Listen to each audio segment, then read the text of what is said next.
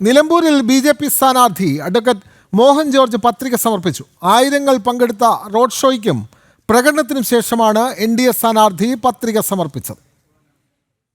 വിവരങ്ങളുമായി ശിവദാസ് കന്മനം ചേരുന്നു. ശിവദാസ്, നിലമ്പൂരിൽ ചിത്രം വ്യക്തമായിരിക്കുന്നു.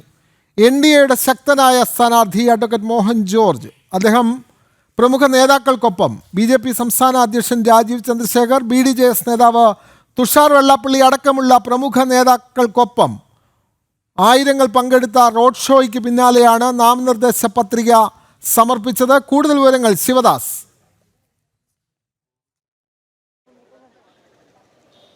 വിനോദ്, അല്പസമയം മുൻപാണ് എൻ.ഡി.എയുടെ സ്ഥാനാർത്ഥി അഡ്വക്കേറ്റ് മോഹൻ ജോർജ് നാമനിർദ്ദേശ പത്രിക സമർപ്പിച്ചത്.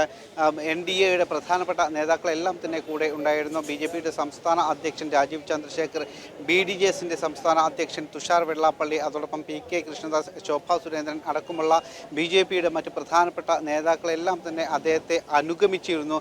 നിരവധി പ്രവർത്തകരുടെ റോഡ് ഷോയോടുകൂടിയാണ് അദ്ദേഹം നാമനിർദ്ദേശ പത്രിക സമർപ്പിക്കാനായി ഇവിടെ താലൂക്ക് ഓഫീസിൽ എത്തിയത്. പിന്നീട് വരണാധികാരിയുടെ മുൻപാകെയാണ് 2 സെറ്റ് നാമനിർദ്ദേശ പത്രിക സമർപ്പിച്ചത്.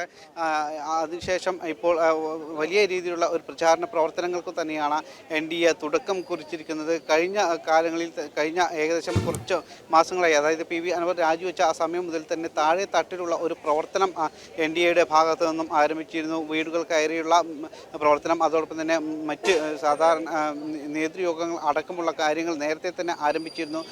ഇന്നലെയാണ് എൻ.ഡി.എയുടെ സ്ഥാനാർത്ഥി പ്രഖ്യാപനം ഉണ്ടായത്. അതിനുശേഷം സജീവമായൊരു പ്രചാരണ പ്രവർത്തനങ്ങളിലേക്കാണ് കടക്കുന്നത്. ജൂൺ 19-നാണ് ഈ നിയമസഭാ മണ്ഡലത്തിൽ ഉപതെരഞ്ഞെടുപ്പ് നടക്കുന്നത്. എന്തായാലും വളരെ കുറച്ച് ദിവസങ്ങൾ മാത്രമാണ് ഉള്ളത്.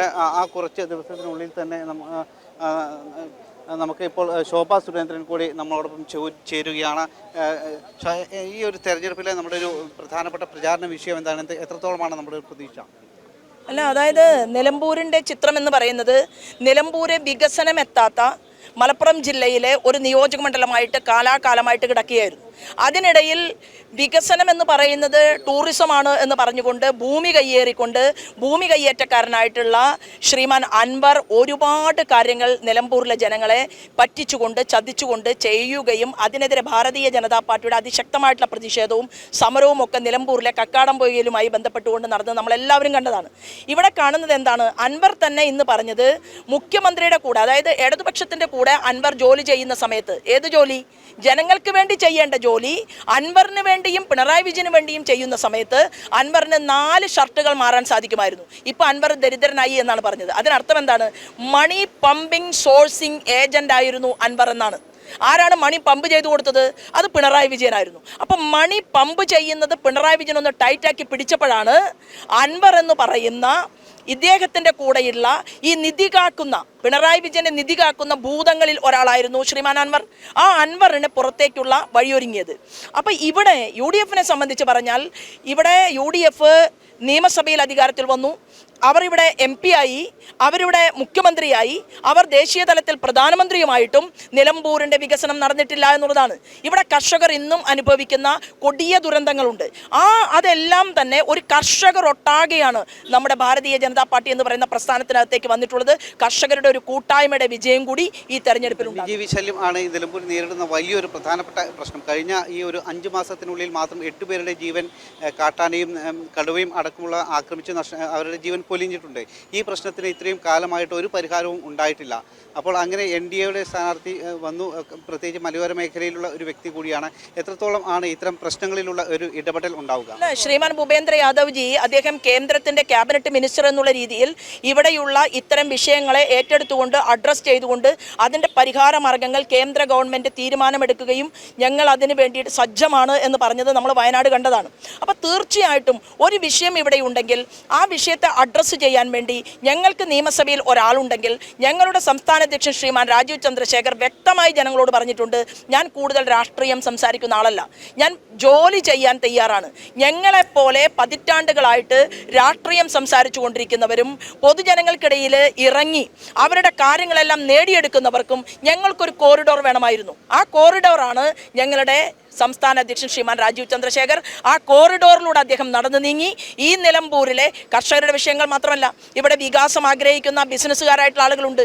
അവർക്ക് ആവശ്യമായിട്ടുള്ള സംവിധാനങ്ങൾ നമുക്ക് ഒരുക്കി കൊടുക്കാനുണ്ട്. സ്റ്റാർട്ടപ്പിൻ്റെയും സ്റ്റാൻഡപ്പിൻ്റെയും മേക്ക് ഇൻ ഇന്ത്യയും നിലമ്പൂരിലേക്ക് കൊണ്ടുവരേണ്ടതുണ്ട്. ഇതിൻ്റെ എല്ലാ കാര്യങ്ങളിലും മുന്നോട്ടുള്ള ഒരു പോക്കിന് വാഗ്ദാനം നൽകിക്കൊണ്ടാണ് കേരളത്തിൻ്റെ ഞങ്ങളുടെ അധ്യക്ഷൻ ഇവിടെ മത്സരിക്കുന്ന സ്ഥാനാർത്ഥിയോടൊപ്പം ചേർന്ന് നിൽക്കുന്നത്.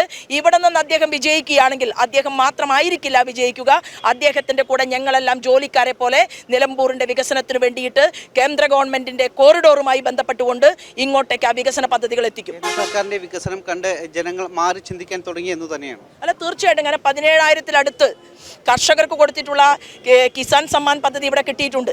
അതുപോലെ തന്നെ ഉജ്ജ്വല യോജന പദ്ധതി കിട്ടിയിട്ടുണ്ട്. ജൽനൽ പദ്ധതിയുടെ ഗുണഫലങ്ങൾ ഉണ്ടായിട്ടുണ്ട്. ഒരിക്കലും നിലമ്പൂരുകാർ സ്വപ്നം കാണാത്ത 6 വരി പാതയുണ്ടായിട്ടുണ്ട്. അപ്പം തലങ്ങും വിലങ്ങും റോഡിൻ്റെയും അതുപോലെ തന്നെ നമുക്കറിയാമല്ലോ, ഏതൊരു പദ്ധതി കൊടുത്താലും ആ പദ്ധതിക്ക് ഒരു പൊളിറ്റിക്സും നോക്കാത്ത ഒരു ഇന്ത്യൻ പ്രധാനമന്ത്രി, അതുപോലെ വകുപ്പ് മന്ത്രിമാർ, അങ്ങനെയുള്ള വകുപ്പ് മന്ത്രിമാർ ഉൾപ്പെടെയുള്ളവർ ഇവിടെ വരാനും അതുപോലെ തന്നെ നിയമസഭയിൽ ശക്തമായി ഇടതുപക്ഷത്തോടും വലതുപക്ഷത്തോടും ചോദ്യങ്ങൾ ചോദിക്കാനും സാധിക്കുന്ന കൃത്യമായി നിയമമറിയുന്ന നിയമവിദഗ്ധനായിട്ടുള്ള ഒരാൾ ഞങ്ങളുടെ പ്രസ്ഥാനത്തിനകത്തേക്ക്, നമ്മുടെ പ്രസ്ഥാനത്തിനകത്തേക്ക് കടന്നു വന്നിരിക്കുകയാണ്. കൂട്ടത്തിൽ ഇനിയും ആളുകൾ വരുമെന്നുള്ളതാണ്. ഇടതുപക്ഷത്തും വലതുപക്ഷത്തും ഉള്ള പലരുടെയും മനസ്സിനകത്ത് ഒരു കാര്യം വ്യക്തമായില്ലേ, പലരുടെയും മനസ്സിൽ നിറഞ്ഞു നിൽക്കുന്നത് നരേന്ദ്രമോദിയാണ്. ആ നരേന്ദ്രമോദിയുടെ വികസന പ്രവർത്തനമാണ്, നിരന്തരമായിട്ടുള്ള പ്രവർത്തനമാണ്. ആ പ്രവർത്തനത്തെ ഇഷ്ടപ്പെട്ടുകൊണ്ട് ആളുകൾ BJP-യിലേക്ക് വരാൻ കാത്തു നിൽക്കുകയാണ്. അതിലൊരു പ്രതിനിധി മാത്രമാണ് ഈ കർഷക സഹോദരൻ.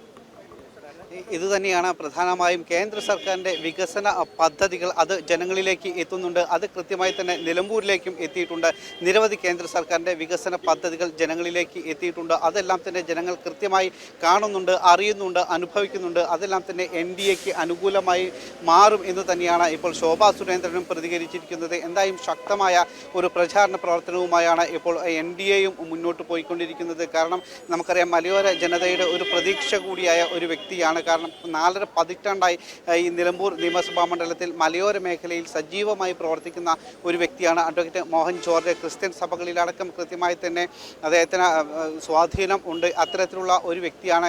കഴിഞ്ഞ കുറച്ച് കാലങ്ങളായി കേരള കോൺഗ്രസിൻ്റെ ഭാഗമായി നിന്ന് അവരുടെ സംസ്ഥാന സെക്രട്ടറി കൂടിയായിരുന്നു, ജില്ലാ പ്രസിഡന്റ് കൂടിയായിരുന്നു. അത്തരത്തിൽ നിരവധി സ്ഥാനങ്ങളും ചുമതലകളും അദ്ദേഹം വഹിച്ചിട്ടുണ്ട്. ഇത്തരത്തിലുള്ള ഒരു വ്യക്തി കൂടിയാണ് ഇപ്പോൾ NDAയുടെ സ്ഥാനാർത്ഥിയായി രംഗത്ത് വന്നിരിക്കുന്നത്. ഇനിയുള്ള ഈ 17 ദിവസം ശക്തമായ ഒരു പ്രചാരണത്തിനും പോരാട്ടത്തിനും തന്നെയാണ് NDA തുടക്കം കുറിച്ചിരിക്കുന്നത്. ഇപ്പോൾ അല്പസമയം മുൻപ് നാമനിർദ്ദേശ പത്രിക സമർപ്പിച്ചിരിക്കുന്നു. BJP-യുടെയും മറ്റ് NDAയുടെയും എല്ലാം തന്നെ പ്രധാന ഘടകകക്ഷി നേതാക്കളെല്ലാം തന്നെ ഈ നാമനിർദ്ദേശ പത്രിക സമർപ്പണത്തിൽ സ്ഥാനാർത്ഥിയോടൊപ്പം തന്നെ ഉണ്ടായിരുന്നു.